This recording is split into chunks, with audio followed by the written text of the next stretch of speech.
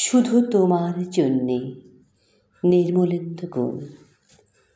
কতবার যে আমি তোমাকে স্পর্শ করতে গিয়ে গুটিয়ে নিয়েছি হাত, সে কথা আমার ঈশ্বর জানেন।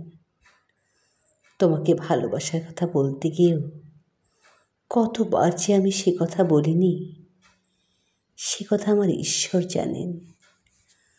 তোমার হাতের মৃদু কড়া নাড়ার শব্দ শুনে জেগে উঠবার জন্যে দরজার সঙ্গে চুম্বকের মতো আমি গেঁথে রেখেছিলাম আমার কর্ণযুগল। তুমি এসে আমাকে ডেকে বলবে, এই উঠো। আমি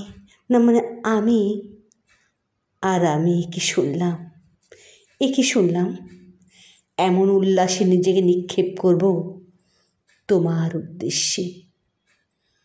কতবার যে এরকম একটি দৃশ্যর কথা আমি মনে মনে কল্পনা করেছি, সে কথা আমার ঈশ্বর জানেন। আমার চুল পেকেছে তোমার জন্যে, আমার গায়ে জ্বর এসেছে তোমার জন্যে। আমার ঈশ্বর জানেন আমার মৃত্যু হবে তোমার জন্য।